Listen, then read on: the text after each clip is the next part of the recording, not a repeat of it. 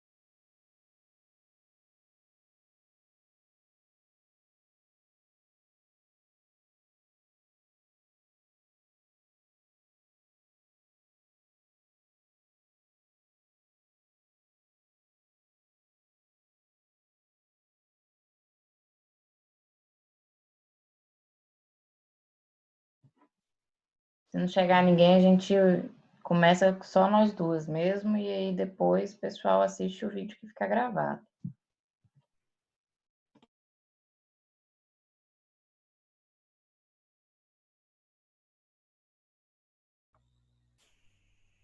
Eu mandei lá no grupo.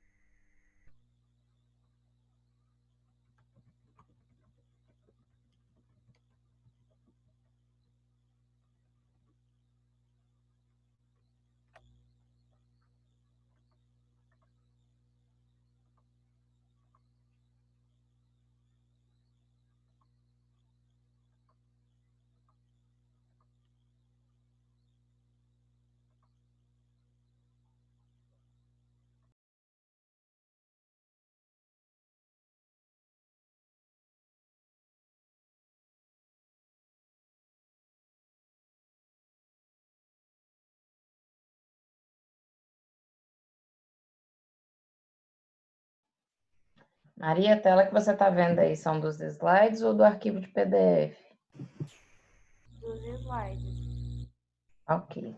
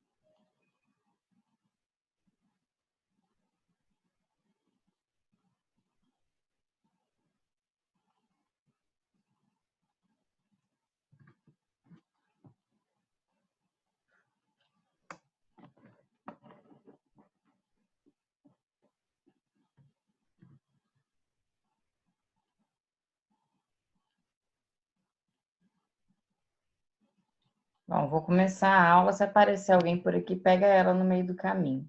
Se você tiver alguma dúvida, você pode interromper, viu, Maria? Que aí eu já sano a dúvida na hora, não tem problema não. A aula de hoje ela é bem tranquila, ela é rapidinha, sobre o sistema urinário. É uma aula que eu dou ela em prática, né, no laboratório. Não é uma aula que eu costumo dar em sala de aula, porque são poucos slides e é um conteúdo muito tranquilo. né? O sistema urinário ele também é chamado de sistema excretor ou sistema geniturinário. É a mesma coisa. Na anatomia ele recebe esses três nomes, né? E aí, a gente ainda não sabe como é que vai ficar a questão do segundo bimestre com vocês, né? Se vai seguir o segundo bimestre todo com essas aulas remotas, se em algum momento as aulas vão retornar presencialmente nesse segundo bimestre. Eu estou esperando uma posição da faculdade para ver como que eu vou fazer com vocês em relação à pontuação do segundo bimestre, uma vez que eu já estou até terminando de passar o conteúdo que eu tinha que passar para vocês teórico, né? Então, professora, a disciplina já está acabando? Praticamente ela já está acabando. Faltam mais dois sistemas, se eu não me engano, para eu passar para vocês, que é o sistema endócrino, o sistema tegumentar, desse semestre, porque a disciplina de vocês ela é dividida, né? Anatomia 1 e 2. Todos os conteúdos de anatomia 2 estão basicamente dados. E aí, naturalmente, não acabaria tão rápido assim a disciplina, porque a gente teria aula prática. Então, um tempo que a gente tem livre aí são das aulas práticas que nós não estamos tendo. Então, se continuar dessa forma como aula remota, eu vou passar a lista de exercícios para vocês fazerem, que aí a pontuação de trabalho, pontuação de prova de vocês vai ser em cima de lista de exercício. E aí eu vou estar presente durante o horário da aula nos fóruns para estar sanando dúvida de vocês, para estar resolvendo a questão dos exercícios. E aí na próxima semana, provavelmente também eu vou ter um treinamento em Vitória, né, para realização do inquérito populacional do Covid que vai ter. Não está certo ainda, eles estão decididos se vão fazer esse treinamento na segunda ou na terça. Então, para deixar já certo com vocês, na semana que vem eu não vou dar aula teórica, né, de forma remota, conversando com vocês através de vídeo. Eu vou passar uma lista de exercícios no portal e aí essa já vai ser a primeira lista de exercícios para contar como ponto. Se as aulas voltarem, não tem problema, eu vou parar de dar essas listas de exercícios e aí no lugar dela eu vou dar a aula prática. Aí a gente encerra no semestre com todas as aulas práticas que vocês ainda não tiveram. Do contrário, a gente vai seguir dessa forma, né? Fazendo exercício, fazendo teste. Vou ver se eu faço alguns questionários para vocês responderem via internet mesmo, pelo Google Forms. E aí a gente vai conversando no decorrer da disciplina. Né? Hoje, falando um pouquinho sobre o sistema urinário. Qual é a função? A função ela é excretar a urina, né? Por isso que ele também é chamado de sistema excretor, porque ele tem como função a filtração, a reabsorção e a eliminação da urina. E aí, no sistema urinário, nós temos alguns órgãos que são importantes, como os órgãos formadores de urina, que são os rins. Por que órgãos formadores de urina? Porque nós temos dois rins, rim esquerdo e rim direito. Tem gente querendo entrar, eu acho, Vitória. O link tá certo, ela precisa ver o computador dela, que parece que da outra vez também deu problema no computador dela, não conseguiu entrar. Eu acho que é alguma dificuldade do celular ou do computador que ela tenta usar. Ainda não chegou o convite dela aqui para eu aceitar, não. E aí, os rins são responsáveis por formar essa urina, né, através de um sistema complexo que vocês vão compreender de melhor forma lá na fisiologia humana, na disciplina de fisiologia humana. Ele chegou. E os órgãos destinados à eliminação da urina compõem os ureteres, que é chamado de ureter, nós temos também um ureter para cada rim, e aí não confundir ureter com uretra, né? Que é um canal, é um ducto, né? Um caninho por onde passa a urina, que é também responsável por carregar a urina, mas tem diferença em relação à posição anatômica. Um está mais na região urinária superior e o outro está mais na região urinária inferior. E, por fim, a uretra. Só um minutinho, tem alguém me mandando no WhatsApp. Professora, pois eu vejo. E aí, ó, para vocês conseguirem compreender melhor, nós temos o rim esquerdo, rim direito,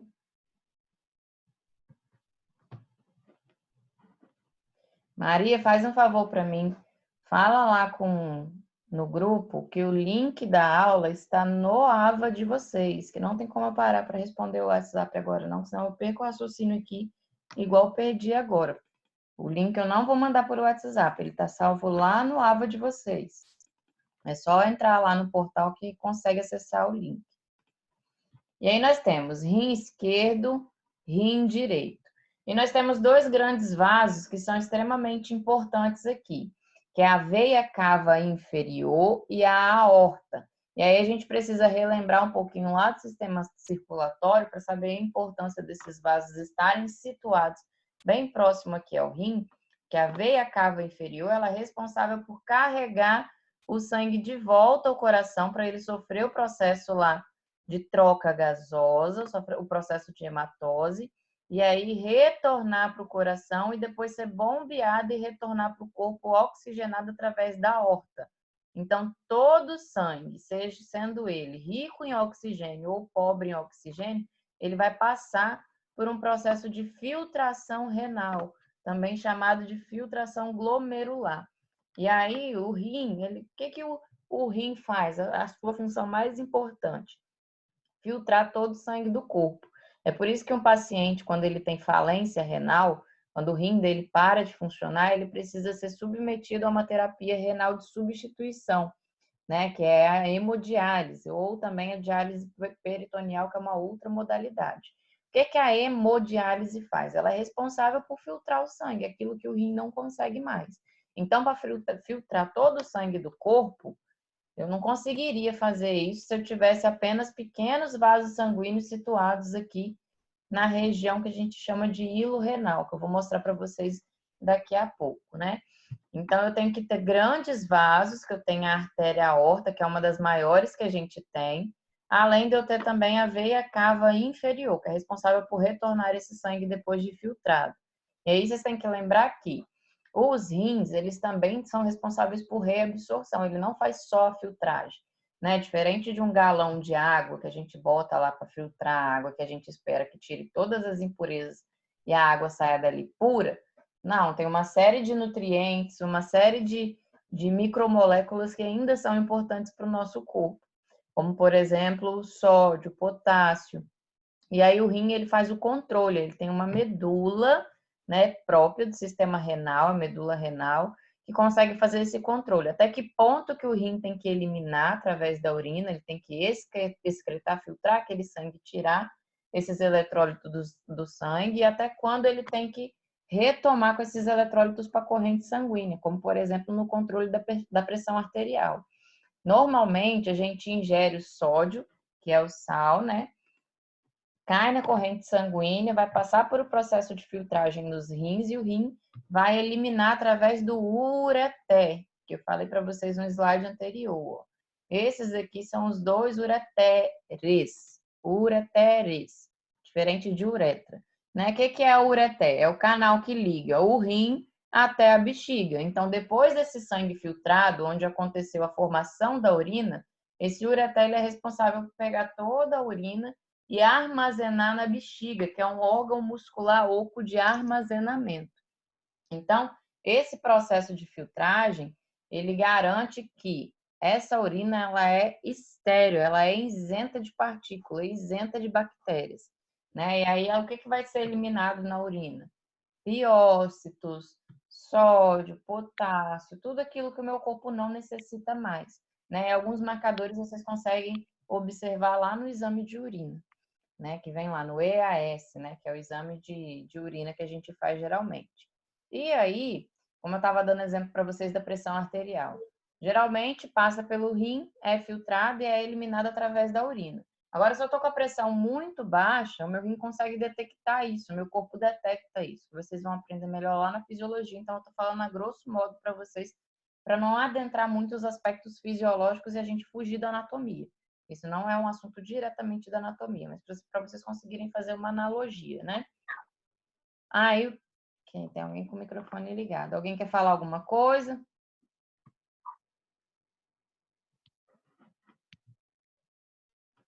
Quer não? Vou seguir. Se eu tô com a pressão baixa, meu rim ele vai entender que ele precisa eliminar sódio ou ele tem que reabsorver sódio? Ele automaticamente ele entende que ele tem que reabsorver esse sódio, porque sódio é sal. E sal a gente sabe que eleva a pressão. Então, é um mecanismo normal do corpo de tentar restabelecer a pressão arterial sozinha. Então, é importante vocês lembrarem em relação à função do sistema urinário, não é só formar urina e excretar urina. Também está ligado intimamente com funções de reabsorção de alguns nutrientes, moléculas, macromoléculas da corrente sanguínea. E aí, como eu já falei para vocês, os órgãos que compõem o sistema urinário. Nós temos 2 rins esquerdo e direito. Professor, é possível viver com apenas um rim?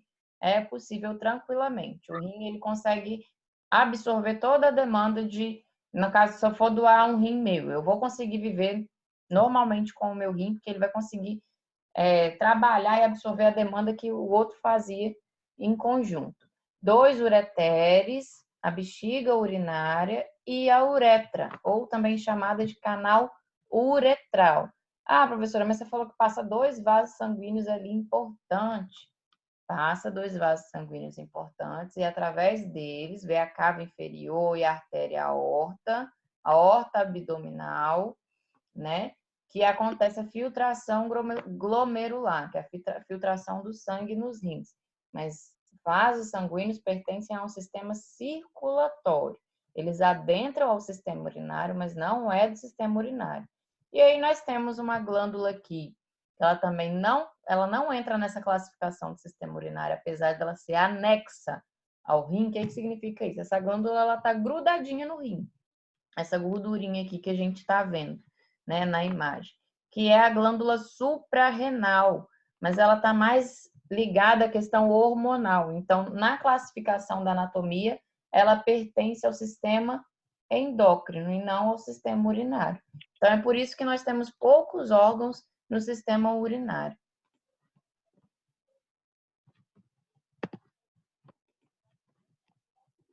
A localização anatômica, né? Ele é um órgão par, como eu já falei para vocês. Está localizado na região abdominal do abdômen e retroperitoneal, atrás do peritônio, que é a camada de fixação dos órgãos no abdômen, né? E ele está mais localizado na região costal. O que significa isso? Como ele é retroperitoneal, ele fica atrás do peritônio. O peritônio é aquela lâmina serosa formada de tecido conjuntivo que é responsável por proteger todos os órgãos da parede abdominal.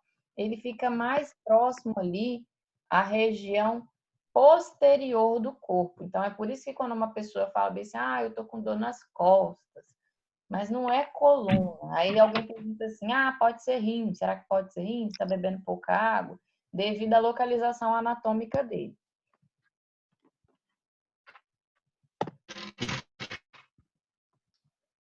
E aí, essa daqui é uma vista anterior, né, de um rim. Parece, ele lembra um carocinho de feijão, quando a gente desenha ele, né, falando a grosso modo. E aí, como eu falei para vocês, tem alguém com o microfone ligado. Sim. Vou ver aqui.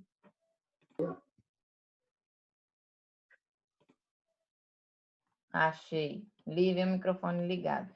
Se tiver dúvida, pode ligar o microfone, tá? Não tem problema não, que aí eu consigo ouvir vocês e sanar a dúvida. Agora, se não tiver dúvida, aí fica dando interferência aqui para mim.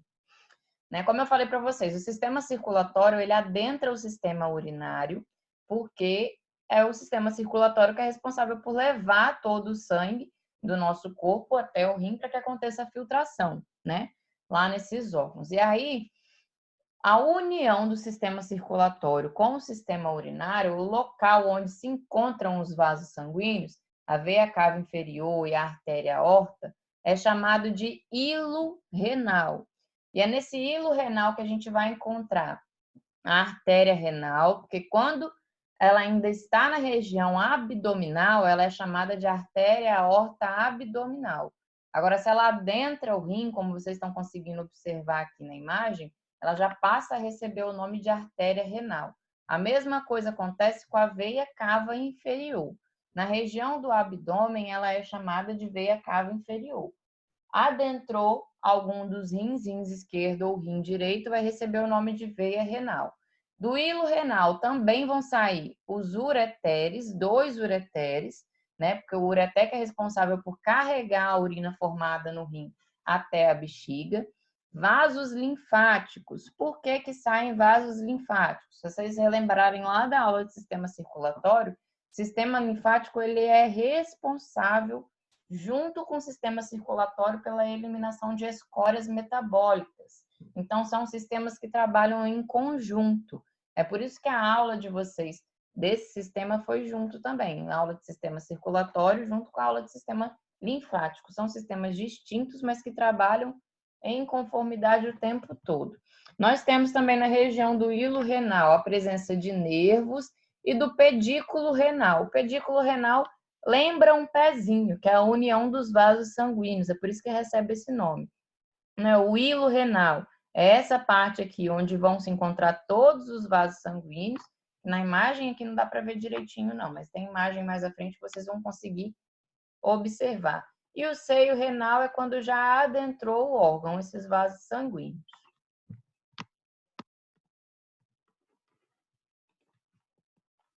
Essa daqui é a glândula suprarrenal, que eu falei para vocês que ela lembra uma gordurinha, até porque ela é formada de adipócitos, né? As células responsáveis pela formação de tecido adiposo, que é gordura, mas ela é uma glândula excretora.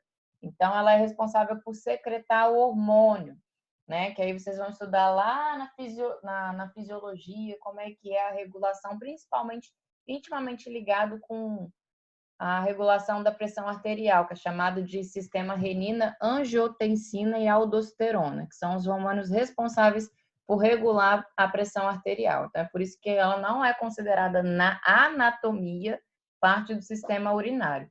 Quando vocês chegarem lá na disciplina de fisiologia, vocês vão estudar ela como um sistema único só. A gente não difere de endócrino para urinário.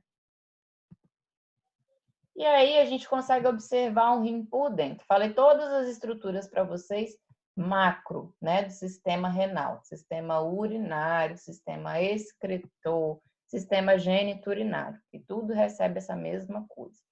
Quando a gente faz um corte frontal no rim, né, é por isso que eu falei com vocês no início da aula, que essa aula geralmente é uma aula que eu dou em laboratório, foi assim que eu dei para o curso de biomedicina e foi assim que eu dei para o curso de nutrição. É porque lá eu consigo pegar a peça e já mostrar para vocês, né? Nós temos o rim. O rim ele é formado por uma cápsula fibrosa, né? Quem cozinha, quem vê a mãe cozinhando, quem já teve a oportunidade de ver um rim de uma galinha, de um boi, sei lá, de qualquer outro animal, consegue observar que por fora do órgão, ele tem uma película, né? Que ela é brilhante, ela é serosa e ela é brilhante, que é chamada de cápsula fibrosa, que é uma película de proteção, né? Que diferente lá do epicárdio, pericárdio, endocárdio, o rim ele não recebe esse monte de nome para essas películas que tem em cada órgão de proteção. O único nome que ele vai receber é cápsula fibrosa, né? Para facilitar a vida da gente. E aí ele é composto pela cápsula fibrosa, tentando mostrar a setinha aqui para vocês.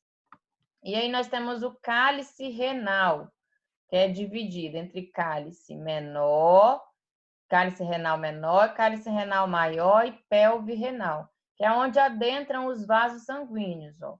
É como se nesse corte aqui, ó, que a gente consegue observar. É aqui no cálice renal que vão adentrar todos os vasos sanguíneos para que haja o processo de filtração renal. E aí, nós temos a papila, que é formada de músculos papilares, a coluna, que são esses estreitamentos de células aqui renais, a pirâmide, né, que lembra uma pirâmide, são essas estruturas aqui mais escurinhas, né? E aí nós temos o córtex renal, que é a pontinha mais externa do rim, e a medula renal, né? E é importante vocês saberem diferenciar o córtex, medula. Vocês conseguem observar a setinha do mouse aqui do computador quando eu passo? Eu estou apontando aqui, eu não sei se vocês visualizam isso. Responde aí, fazendo favor.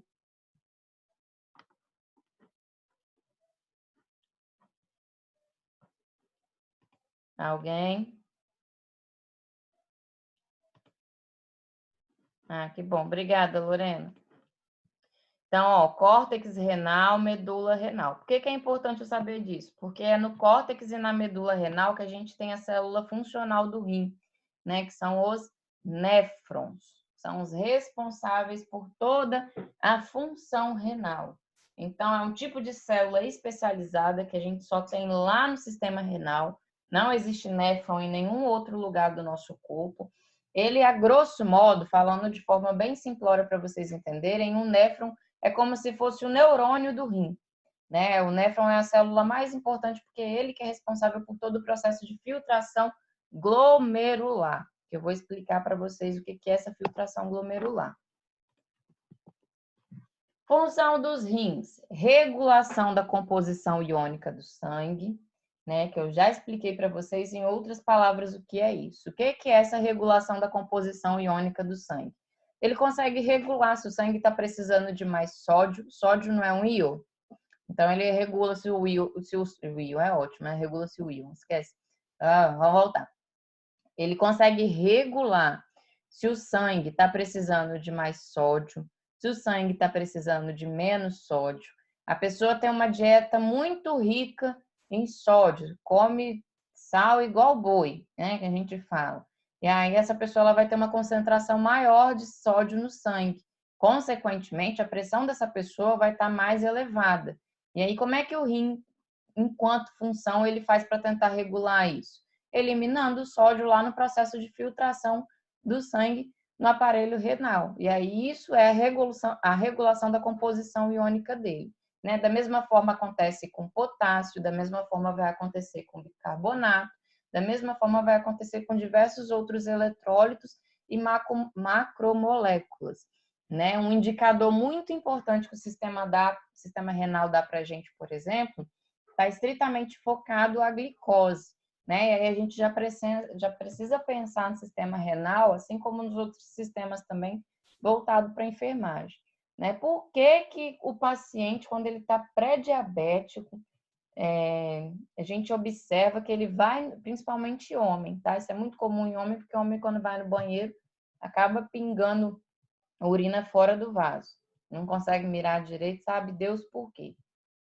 Por que a gente observa que o homem, quando ele vai ao banheiro, né, esse homem está pré-diabético, ele come muito doce, e aí no outro dia, onde pingou xixi fora do vaso, começou a dar formiga, né? Lá na urina está dando formiga. O que significa isso? Significa que aquela urina ela está rica em glicose, né? E aí, se eu tenho conhecimento prévio de anatomia, se eu sei como é que funciona o processo de filtração renal, e eu sei que a glicose ela é uma molécula muito grande, eu estou vendo aqui que nesse processo de regulação da composição iônica do sangue, o meu rim está tentando eliminar glicose porque tem glicose demais no meu sangue.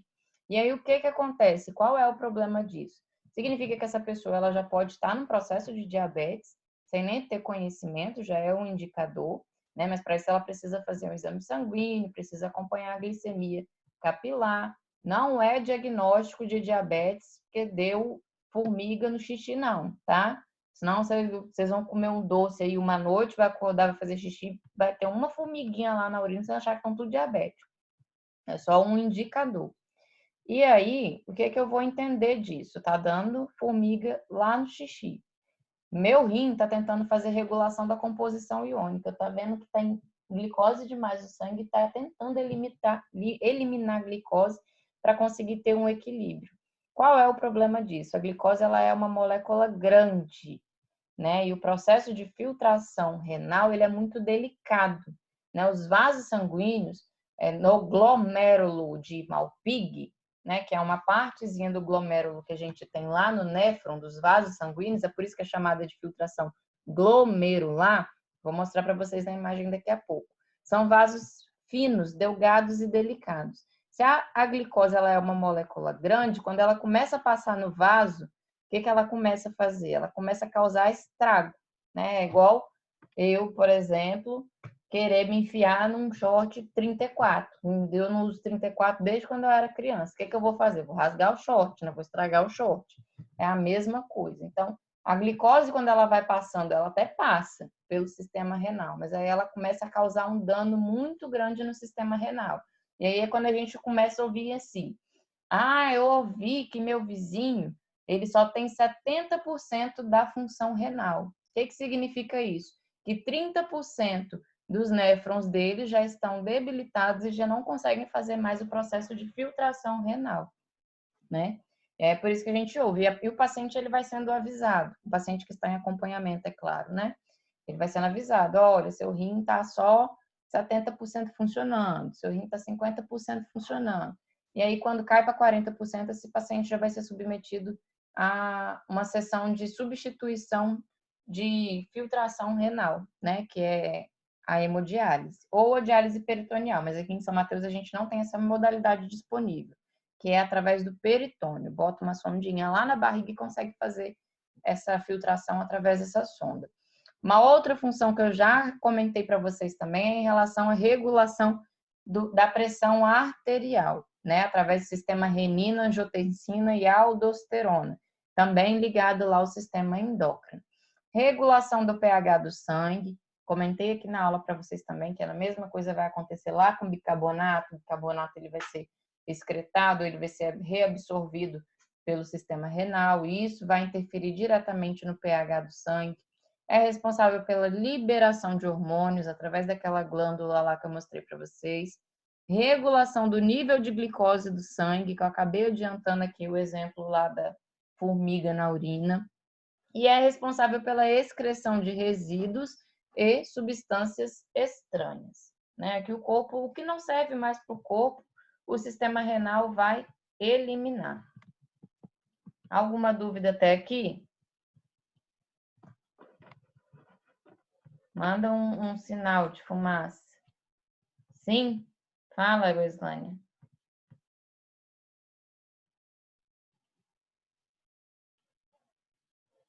Alguma dúvida? Não, tá tranquilo. Obrigada. E aí, nós chegamos na parte mais legal do sistema renal, né? Nós temos as células, um conjunto de células, são milhões delas, tá? Não é só uma, não. Chamada néfron. O que é o néfron? É esse desenho bonitinho que vocês conseguem observar aqui. E aí eu vou passando bem devagarzinho para vocês conseguirem compreender que cada parte do néfron é responsável por executar alguma ação dentro do rim. E aí, onde que o néfron está situado? Na medula renal. Lembra lá da parte mais marronzinha que eu mostrei para vocês? E parte do néfron, né, que está mais ligada aos tubos coletores, estão no córtex renal, tá? Mas a grande parte dessa célula está aqui situada na medula renal. São milhões delas, né? Isso aqui é um néfron só. E aí ele é um emaranhado de vasos sanguíneos. Professora, você falou que ali passa a veia cava inferior e a aorta abdominal, a artéria. A artéria é um vaso bem grosso.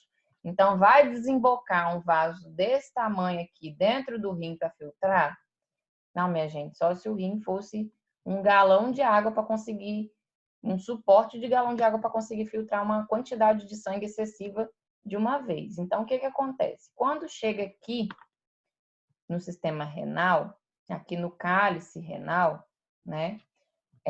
Esses vasos sanguíneos, eles vão diminuindo, né? Eles vão formar uma rede de capilares sanguíneos, que são chamados capilares peritubulares, né? Tanto os capilares arteriais, que são as arteríolas, quanto os capilares de vasos sanguíneos mesmo. Então, é como se formasse uma teia de vasos sanguíneos. Lembra que eu falei para vocês que essa parte que é responsável pela filtração de fato do sangue lá no aparelho renal, ela é delicada, ela é fina, ela é delgada, é por isso que ela não suporta a passagem de moléculas grandes. Então, é por esse motivo, porque ele vai se transformar em uma rede de capilares, um emaranhado, como se fosse uma teia mesmo, ó, tudo emboladinho aqui. E aí, para o sangue conseguir passar por dentro de cada néfron, conseguir ser filtrado, percorrer todo esse caminho aqui, até ele conseguir ser eliminado ou reabsorvido, se for o caso. Tem várias saídas aqui para essa formação de urina, desses componentes da urina. E aí o néfron, a gente inicia ele por uma parte bem importante chamada cápsula de Bowman. Cápsula de Bowman é como se fosse essa chave aqui, ó, que abraça esse emaranhado de capilares. E aí o emaranhado de capilares, essa teia de capilares, a anatomia não chama assim. É um emaranhado de vaso, tudo embolado que a cápsula de Bowman abraça. É chamada de glomérulo. Então, essa rede de capilares entrelaçadas que vão desembocar dos grandes vasos do corpo é chamada de glomérulo, abraçada pela cápsula de Bowman, e aí é através de uma diferença de pressão arterial, porque a pressão da célula ela é diferente da pressão glomerular, que vai acontecer o início do processo de filtração do sangue e formação da urina, né? Então, aqui tem diferença de pressão. O sangue consegue passar do vaso sanguíneo para dentro da célula, dentro do néfron. E aí ele vai passar pelo primeiro túbulo, que recebe esse nome de túbulo, porque lembra um tubo, né? E aí deram túbulo. Aí a gente tem que lembrar lá da primeira aula de anatomia, lá do primeiro semestre, para a gente não confundir. Porque o néfron, ele não tem só um túbulo, ele tem dois. E aí o primeiro dele é o túbulo contorcido proximal, ou só recebe o nome de túbulo proximal, que é a mesma coisa. Mas vocês pegarem lá os livros de anatomia, vocês podem ver essa nomenclatura também, tá? De túbulo contorcido proximal.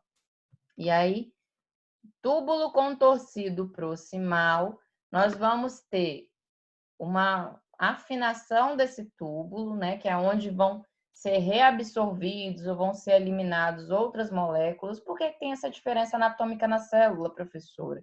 Porque algumas moléculas, alguns eletrólitos só conseguem ser eliminados ou reabsorvidos se a gente aumenta a pressão dentro do vaso. Então, se eu deixo esse vaso aqui mais delgado, essa molécula ela consegue passar ou ela não passa, consegue ser eliminada. Primeiro eu vou explicar para vocês a estrutura do néfron. Depois eu explico para vocês como é que funciona esse processo de reabsorção. Onde que reabsorve o quê? Onde que elimina o quê? Porque senão a gente entra na fisiologia. E aqui a aula é só de anatomia ainda. E aí a gente vem nessa parte mais delgada aqui do néfron, túbulo contorcido proximal, alça de Henle, né? Que é o nome lá do pesquisador que descobriu isso. Aí recebeu esse nome de alça de Henle. Passou da alça de Henle, nós vamos ter o túbulo contorcido distal, ou chamado só de túbulo distal, é a mesma coisa. E aí observem aqui, ó, distal está mais distante da cápsula de Bowman, por isso que recebe o nome de túbulo distal. Olha o trajeto que a urina tem que fazer até chegar no distal. E por fim, o ducto coletor, da onde vai sair essa urina formada já para o ureter, ou a água aqui que tem na urina vai ser reabsorvida para o corpo, porque o corpo entendeu que precisa de uma maior reabsorção de água. E aí as funções, né, dos néfrons: filtração glomerular, reabsorção tubular e secreção tubular. Então aqui, ó, só de entender as funções eu já consigo compreender mais ou menos onde é que acontece o quê, né? A filtração, ela é glomerular. Isso significa que ela acontece aonde? No glomérulo. E o glomérulo ele está situado aonde? Lá dentro da cápsula de Bowman. Reabsorção tubular. Onde que acontece a reabsorção? No túbulo contorcido proximal, túbulo contorcido distal, assim como pode acontecer também no ducto coletor.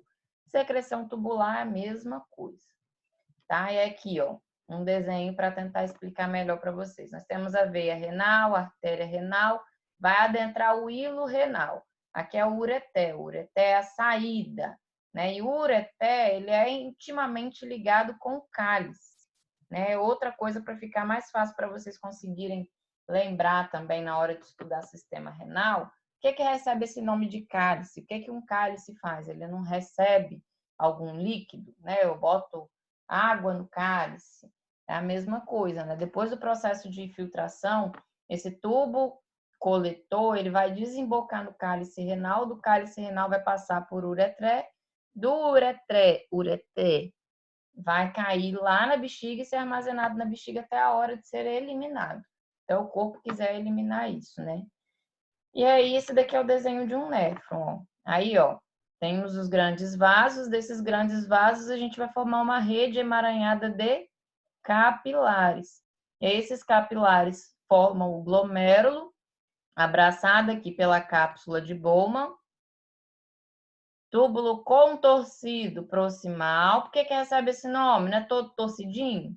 Túbulo contorcido proximal, alça de Henle, túbulo contorcido distal, ducto coletor, né? Onde é reabsorvido ou excretado. Aqui, ó, aquela imagem mais ampliada, porque agora que eu já expliquei para vocês as estruturas anatômicas de um néfron, vou explicar para vocês onde que acontece de forma simples, para não adentrar a fisiologia, como eu já disse para vocês, vocês não confundirem uma matéria com a outra, né? Não achar que está pesado. De maneira simples, onde que mais ou menos acontece dentro desse néfron, né? A cápsula de Bowman, ou o glomérulo, ele é responsável pela filtração glomerular. Esses nomes para mim são difíceis de falar, tem muito L e muito R, né?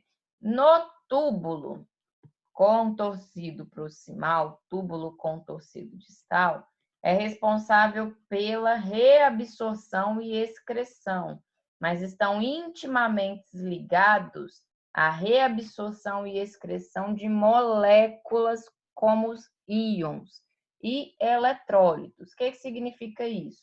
São nos túbulos contorcidos que vai acontecer reabsorção de sódio ou excreção de sódio. Sangue adentrou pela cápsula de Bowman, né, pelo glomérulo. Ele vai passar pelo túbulo proximal. Aí aqui no túbulo proximal, vai entender que, ó, eu preciso reabsorver sódio. Então, meu corpo, então aqui, ó, daqui eu vou mandar para essa rede de capilares aqui já um pouquinho do sódio e o resto eu elimino. Mesma coisa acontece de forma simples também falando para vocês no contrário, tá? Preciso eliminar sódio, o corpo tem sódio demais. Então, detecta já no túbulo contorcido e em vez de deixar o corpo reabsorver alguma coisa, ele tenta ao máximo só excretar, só mandar esse sódio para frente. Acontece a mesma... Não foi suficiente o sódio que eliminou aqui no primeiro túbulo contorcido proximal. Quando chegar no túbulo contorcido distal, ele vai ter a sensibilidade de detectar isso e tentar eliminar mais ainda, para deixar esse sangue o mais puro possível, para quando esse sangue retornar para o corpo, ele não esteja tão rico em sódio assim. É um exemplo bem simples do sódio para não confundir a cabeça de vocês. E aí, quando chega no ducto coletor, o ducto coletor ele é responsável por reabsorver ou eliminar água, apenas água. Então, chega aqui no ducto coletor, uma pessoa que está desidratada, o sangue dela está sendo filtrado. E aí a gente sabe que a urina ela é formada 90% de água, né? O resto são as escórias metabólicas, tudo que aquilo que o nosso corpo não quis mais. Então, essa pessoa ela vai ficar liberando urina desenfreadamente? Não, porque senão ela vai desidratar mais ainda, né? Por isso que ela tende a ter uma retenção urinária. Que em vez de formar urina aqui no processo de filtragem do sangue, o ducto coletor ele vai liberar água de volta para a corrente sanguínea. E aí essa água ela não vai ser armazenada na bexiga em forma de urina e ser eliminada. Mesma coisa acontece do contrário também, tá? Uma pessoa que precisa estar com muito líquido, um paciente, por exemplo, renal. O que acontece com o paciente renal? Ele não tem formação de urina, porque o paciente renal não tem o rim funcionando. Ele precisa ir lá para uma máquina de diálise, para a máquina de diálise conseguir fazer isso com ele. É por isso que a gente ouve, assim, do paciente renal falar, ah, eu tô inchado, né? Ou quando eu vou para a máquina de diálise, eu perco peso. Meu pai, por exemplo, como eu já falei para vocês, ele é renal. E aí ele fala assim, eu fui pesado para diálise hoje. Eu estava pesando 80 quilos e quando eu saí da máquina, eu estava com 73, né? Pensa, que maravilha seria se a gente botasse uma máquina e perdesse 7 quilos assim, né? Mas acontece que esses 7 quilos que ele perde é de toda a água que o corpo dele estava retendo, que é extremamente perigoso, porque esse paciente ele pode fazer a qualquer momento um edema pulmonar, né? Quando a gente ouve falar bem assim, deu água no pulmão, né? Porque está acumulando água em todos os vasos sanguíneos, e os vasos sanguíneos não tem que passar, lembrando lá do sistema circulatório, não tem que passar lá pelo pulmão para sofrer o processo de troca gasosa. Então, esse paciente ele pode evoluir para óbito muito rapidamente se essa situação se agravar. Por isso que o paciente que faz hemodiálise, ele faz no mínimo 3 vezes por semana e uma sessão de hemodiálise, ela dura 4 horas. Ele tem que ficar lá ligado 4 horas numa máquina, né? Então, esses 7 quilos que o paciente consegue eliminar em uma sessão de hemodiálise são de água que o corpo dele está retendo, porque não acontece todo esse processo de formação de urina aqui, porque o néfron já não funciona mais. Ele teve falência renal. Conseguir entender essa parte funcional do rim?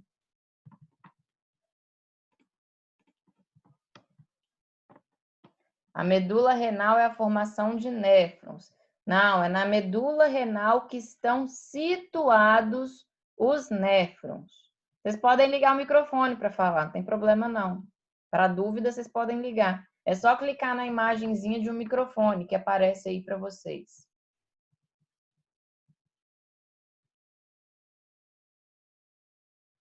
Lá na medula renal, a gente tem situado milhões de células dessa daqui, ó. Isso aqui é um néfron só. Nós temos milhões que são responsáveis por esse processo de filtração renal. Pode seguir? Pode. Aqui, ó. Aqui, ali é do jeito que tem na anatomia, né? Aqui é mais separadinho para vocês conseguirem observar de uma forma melhor, né? Arteríola diferente, aferente, eferente. Arteríola são aqueles microvasos sanguíneos. O glomérulo, cápsula glomerular ou cápsula de Bowman, né? Túbulo contorcido proximal, a alça de Henle com H, que é a alça do néfron, túbulo contorcido distal e túbulo coletor.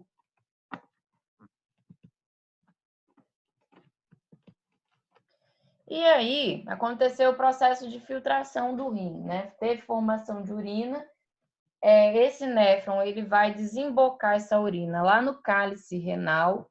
Do cálice renal, ele vai para o ureter, né? O ureter são 2 caninhos, né? 2 estruturas tubulares, que é um caninho mesmo, que vai do rim, ó, igual eu estou mostrando com o mouse aqui para vocês, até a bexiga, que é responsável por levar a urina do rim para a bexiga, né? Ele tem uma parte chamada parte abdominal, é dividido em 3 partes. Parte abdominal, qual é a parte abdominal do ureter? É a parte do ureter que está situada no abdômen. Parte pélvica, é a parte do ureter que está situada na região pélvica.